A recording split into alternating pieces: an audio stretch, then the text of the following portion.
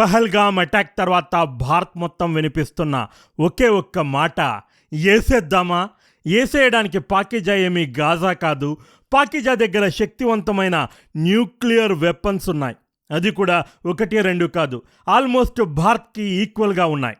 అంటే ఏంటి? పాకిజాకి భయపడాలా? ఆ చటాక్ దేశంకి ఎవరు భయపడతారు? కార్గిల్ వార్ సమయంలోనే మన ప్రియతమ నాయకుడు అటల్ బిహారీ వాజ్పేయి గారు పాకిజా దిమ్మ తిరిగిపోయేలా స్టేట్మెంట్ ఇచ్చారు. న్యూక్లియర్ వెపన్స్ ఉన్నాయని ఎగిరెగిరి పడుతున్నావు. ఓ పాకిజా, నేను నీకు మాటిస్తున్నాను, నువ్వు దాడి చేస్తే నా భారత గడ్డలో కొంత భాగం నష్టపోతామేమో, కానీ ఆ మరుక్షణం ఈ భూమి మీద అసలు పాకిస్తాన్ అనే ఒక దేశం ఉందనే విషయం కూడా మర్చిపోయేలా నీ అస్తిత్వాన్ని సమూలంగా రూపుమాపుతాను, జాగ్రత్త అన్నారు. ఆ తర్వాత ఇమ్రాన్ మాము కూడా తోక జాడిస్తే, మా దగ్గర కూడా న్యూక్లియర్ వెపన్స్ ఉన్నాయి, అవేమీ మేము దీపావళి ఆడుకోవడానికి తయారు చేసుకోలేదు అని మోడీ గారు వార్నింగ్ ఇచ్చారు. మరింకేంటి ఆలస్యం? ఏసేద్దామా అంటారా? ఏదో ఒకరోజు ఖచ్చితంగా ఆ సమయం కూడా రావచ్చు, కానీ ఇప్పుడు కాదు. భారత్ మరియు పాకిస్తాన్ల మధ్య సుదీర్ఘకాలం పాటు జరుగుతున్న యుద్ధంలో ఆ రోజు చివరి రోజు అవుతుంది. పాకిస్తాన్కి వ్యతిరేకంగా భారత్ సంధించే చివరి బ్రహ్మాస్త్రం న్యూక్లియర్ వెపన్ అవుతుంది. మరి అప్పటిదాకా చేతులు ముడుచుకొని కూర్చోవాలా? అమ్ముల పొదిలో బ్రహ్మాస్త్రం ఒక్కటే ఉండదండి, ఇంకా చాలా అస్త్రాలు ఉంటాయి, వాటితో కూడా యుద్ధం చేయొచ్చు. భారత్ ఇప్పుడు అదే పని చేస్తోంది. ఇంతకీ భారత్ పాకిజాకి వ్యతిరేకంగా ఎలాంటి అస్త్రాలు సంధించింది? సడన్గా ఈ అటాక్ ఎందుకు జరిగింది? దీని వెనుకున్న భారీ కుట్రను ఈ పహల్గామ్ సిరీస్లో పూర్తిగా బయట పెట్టబోతున్నాను. నేను మీ Prashanth. Welcome to real mysteries. టెర్రరిస్టులు కేవలం కాశ్మీర్ పైన అటాక్ చేశారు అనుకుంటే మనందరం పొరపాటు పడట్లే. అఫ్కోర్స్ దాడి జరిగింది కాశ్మీర్లోని పహల్గామ్లో, కానీ అందరూ అనుకుంటున్నట్లుగా వారి టార్గెట్ కాశ్మీర్లో పర్యటిస్తున్న టూరిస్టులు కాదండి. న్యూస్లో మీరు చూస్తున్నట్లుగా బట్టలిప్పి హిందువులను ఐడెంటిఫై చేసి ఏరి చంపారు అన్న వార్తల్లో కూడా నిజం లేదు. హిందువులపై ద్వేషంతో కావాలనే టార్గెట్ చేశారు అన్న వార్తల్లో కూడా నిజం లేదు. తెలుగు రాష్ట్రాలనేటువంటి ఆంధ్రప్రదేశ్, తెలంగాణ, మహారాష్ట్ర, పశ్చిమ బెంగాల్ ఒక్కటేంటి, యావత్ భారతదేశాన్ని, భారతీయులందరినీ టార్గెట్ చేసుకొని ఈ అటాక్ చేయడం జరిగింది. పక్కా ప్రీ ప్లాన్డ్ అటాక్. తెలుసో తెలియకో కొంతమంది జనాలు పాకిస్తాన్ ట్రాప్లో పడిపోయి ఇండైరెక్ట్గా పాకిజా ఏదైతే కోరుకుంటుందో అదే చేస్తున్నారు. మెయిన్ మీడియా, సోషల్ మీడియాలో కూడా ఈ మధ్య చాలా వరకు హాఫ్ నాలెడ్జ్డ్ ఫెలోస్కి రిక్రూట్ చేసుకోవడం వల్ల అర్థం పర్థం లేని వీడియోస్తో ఇండైరెక్ట్గా జనాలు పాకిజా ట్రాప్లో పడడానికి కారణమవుతున్నారు. అందుకే కొద్ది నెలలుగా గ్యాప్లో ఉన్నప్పటికీ హుటాహుటిన ఈ వీడియో, ఈ సిరీస్ చేయాల్సి వచ్చింది. అసలు ఏం జరిగిందో చెబుతాను వినండి. దయచేసి పాకిజా ట్రాప్లో పడకండి. First of all, Pahalgam attack sudden attack కాదండి, ప్రీ ప్లాన్డ్ అటాక్. అందుకు కావలసిన అన్ని ఎవిడెన్సెస్ ఒక్కొక్కటిగా చూద్దాం. పహల్గామ్ అటాక్ జరగడానికి 5 రోజుల ముందు పాకిజా ఆర్మీ చీఫ్ ఆసిఫ్ మునీర్ ఒక స్టేట్మెంట్ ఇచ్చాడు.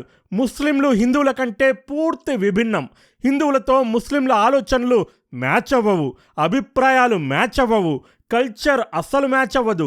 అందుకే మన పూర్వీకులు బాగా ఆలోచించి రిలీజియన్ని బేస్ చేసుకొని పాకిస్తాన్ని ఏర్పరిచారు. చరిత్రలో మత ప్రాతిపదికన 2 సార్లు ప్రాంతాలు ఏర్పడ్డాయి. ఒకటి రియాసతే తైబా, ప్రస్తుతం మదీనా అని పిలుస్తున్నారు దీన్ని.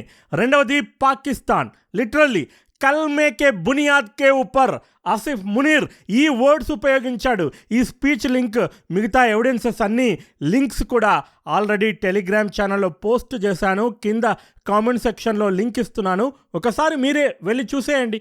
ఆసిఫ్ మునీర్ మరోసారి 2 నేషన్ థియరీని తెర మీదకి తీసుకొచ్చాడు. ఇంకా ఏమంటున్నాడు? పాకిస్తాన్ ప్రజలు తమ కుమారులకు, మనవళ్లకు పాకిస్తాన్ ఎలా ఏర్పడిందో ఆ స్టోరీస్ని వినిపించాలి అని పిలుపునిచ్చాడు. అంటే ఏంటి? గత 75 ఏళ్ల నుండి ఎలాగైతే మత ప్రాతిపదికన హిందూస్, పాకిస్తాన్స్ అంటూ ద్వేషంతో జనాలు రగిలిపోయారో ఆ లెగసీ కంటిన్యూ కావాలని ఆసిఫ్ మునీర్ పిలుపునిస్తున్నాడు. పాకిస్తాన్ మూలాలను, పాకిస్తాన్ ఉన్న సంబంధాలను మర్చిపోవద్దు అంటున్నాడు. ఇది పాకిస్తాన్లో ఉన్న ముస్లింలను దృష్టిలో పెట్టుకొని కాదు, భారత్లో ఉన్న ముస్లింలను దృష్టిలో పెట్టుకొని అని ఈజీగా అర్థమవుతుంది మునీర్ మాటలు గనక విశ్లేషిస్తే. మత ప్రాతిపదికన భారత్ను రెండుగా చీల్చాలని పాకిస్తాన్ మాస్టర్ ప్లాన్. అందుకే హిందువులకు వ్యతిరేకంగా కావాలని ఇలాంటి వ్యాఖ్యలు చేశాడు. ఈ స్పీచ్ అఫీషియల్గా పాకిస్తాన్ మంత్రివర్గం ప్రధానమంత్రి షాబాజ్ షరీఫ్ ముందు ఆసిఫ్ మునీర్ ఇచ్చాడు. ఆ విజువల్స్ వీడియోలో మీరు చూడొచ్చు. కాబట్టి ఈ స్పీచ్కి మాకు ఎలాంటి సంబంధము లేదని పాకిస్తాన్ పీఎం చేతులు దులుపుకునే అవకాశం ఏమాత్రం లేదు. రెడ్ హ్యాండెడ్గా పట్టుపడ్డాడు. ఇక ఆ తర్వాత ఆసిఫ్ మునీర్ తన ఫేవరెట్ సబ్జెక్ట్ కాశ్మీర్ అంశాన్ని అందుకున్నాడు. కాశ్మీర్ ప్రజలను రెచ్చగొట్టే వ్యాఖ్యలు చేశాడు. కాశ్మీర్ అనేది పాకిస్తాన్కి లైఫ్ లైన్, జీవనాడి లాంటిది. ప్రాణం పోయినా పాకిస్తాన్ ఎప్పటికీ ఈ జీవనాడిని వదులుకోదు అని పిలుపునిచ్చాడు. ఈ ఒక్కటి మాత్రం నిజం చెప్పావురా. తినడానికి తిండి లేక, ఉండడానికి నీడ లేక, ప్రతిరోజు వరుస బాంబు పేలుళ్లతో పాకిస్తాన్ ప్రజలు నరకంలో కంటే దుర్భర జీవితం గడుపుతున్నారు. పాకిస్తాన్ పొలిటీషియన్స్, ఆర్మీ ఆఫీసర్లు కనిపిస్తే చాలు గాండ్రించి ముఖం మీద ఉమ్మేస్తున్నారు. ఇలాంటి పరిస్థితుల్లో జనాల దృష్టిని మరల్చడానికి పాకిజా షరామామూలుగా ఏం చేస్తుందండి? కాశ్మీర్లో తీవ్రవాదులను ఉసిగొలుపుతుంది.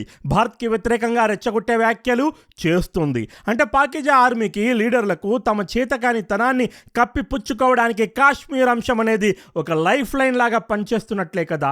ఇదొక్కటి మాత్రం నిజం చెప్పావురా మునీరు. నిన్ను తీసుకెళ్లి మూసీ నదిలో తగిలయ్యా అన్నట్లు మునీరు, మురికి నది పర్ఫెక్ట్ మ్యాచ్ అవుతున్నాయిరా. మీరందరూ కూడా మ్యాచ్ అయ్యింది అనుకుంటే వీడియోని లైక్ చేసి కామెంట్ చేసేయండి. పహల్గామ్ అటాక్కి ముందు మురికినీరుగాడు కాశ్మీర్ గురించి ఏం మాట్లాడాడు? కాశ్మీర్ని ఇండియా బలవంతంగా ఆక్యుపై చేసింది. కాశ్మీర్ ప్రజలను ఎట్టి పరిస్థితుల్లోనూ మేము వదిలిపెట్టము, వారికి అండగా నిలుస్తామంటున్నాడు. పహల్గామ్ అటాక్కి జస్ట్ 2 రోజుల ముందు లష్కరే తోయిబా కమాండర్ అబూ ముసా ఏమని స్టేట్మెంట్ ఇచ్చాడో చూడండి. Day ahead of Pahalgam attack Lashkar-e commander called for bloodshed in Jammu Kashmir.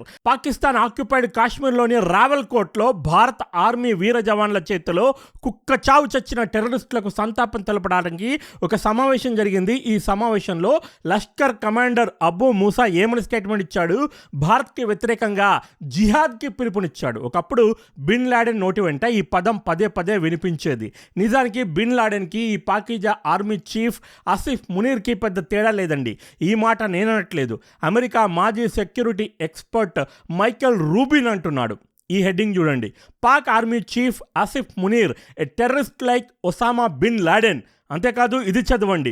Rubin argued that the recent statements by Pakistan army chief Asif Munir may have directly provoked the attack. Asif Munir రెచ్చగొట్టే వ్యాఖ్యలు పహల్గామ్ అటాక్కి ప్రధాన కారణమని స్టేట్మెంట్ ఇచ్చాడు. ఆగండి, ఇక్కడే అసలు బ్రెయిన్ వాష్ కుట్ర దాగుందండి. ఈ స్టేట్మెంట్ అర్థం ఏంటి?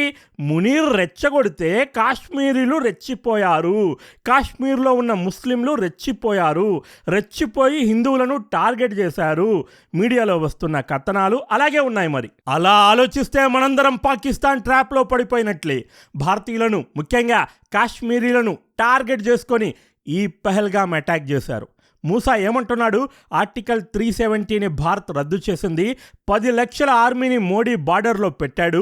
పుల్వామా, రాజౌరి, పూంచ్, కాశ్మీర్లోని ప్రతి చోట రామ్ రామ్ అంటూ రామనామం వినిపించాలని మోడీ ప్రయత్నిస్తున్నాడు.